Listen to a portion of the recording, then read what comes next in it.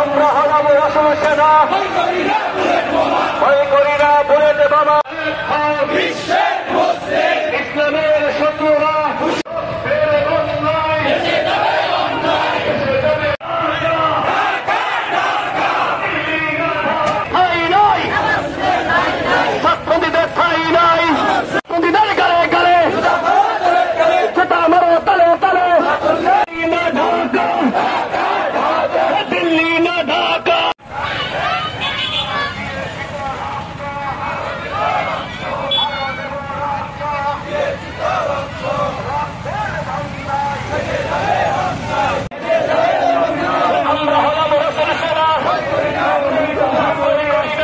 সমস্ত খুনিদেরকে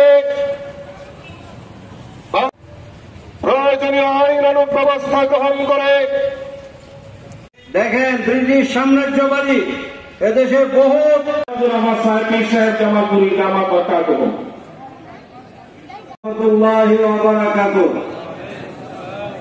ঘুমন্ত মানুষের মহোদয়, জামালপুরের সর্বস্তরের উলামায়ে কেরাম, তাওহীদি জনতা, বিশেষ করে আমাদের মিডিয়ার ভাই বন্ধুগণ এবং প্রশাসনের অনেক ব্যক্তিবর্গগণ আমাদেরকে অনেক সহযোগিতা করেছেন, তাদেরকে ধন্যবাদ জ্ঞাপন করি। সর্বশেষ আমি কথা বলতে চাই, আমাদের গুরুত্বপূর্ণ দুইটা দাবি। এক নম্বর দাবি হলো টঙ্গীর ময়দানের খুনের বিচার দৃষ্টান্তমূলক বিচার হতে হবে।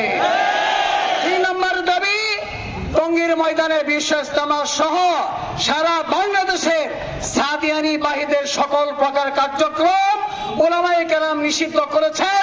প্রশাসন এর সমর্থনে থেকে বাংলাদেশকে শান্ত রেখে বাংলাদেশের দেশপ্রেমকে ধারণ করে সারা বিশ্বের তাবলীগের মেহনতকে হেফাজতের করার জন্য প্রশাসনকে অবদান রাখার জন্য আমরা উদাত্ত আহ্বান জানাচ্ছি।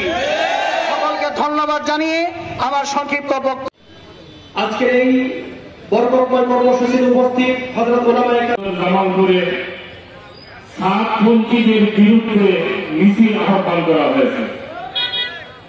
আলোচনা সংক্ষিপ্তভাবে বলতে চাই, বর্তমানে সরকার একাধিক ভাইকে হত্যা করার পরে আমার সঙ্গীকে কেন গ্রেপ্তার করা হয় নাই?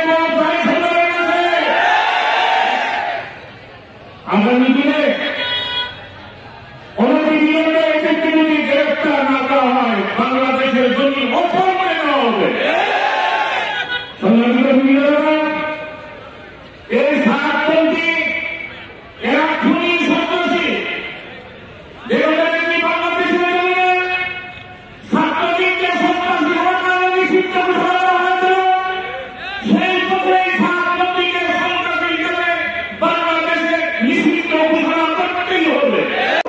মাজার বন্ড এদেরকে তৈরি করেছিল, কিন্তু শুধু জামালপুর নয়, সারা বাংলাদেশে তারা যেমন আপনাদেরকে মনে হয় একটা সচিবকে ভালো করে তারা যে মনি জারি করেছে, আপনারা বোঝেন নাই, আর অনেক বর্তমান ঘটবে।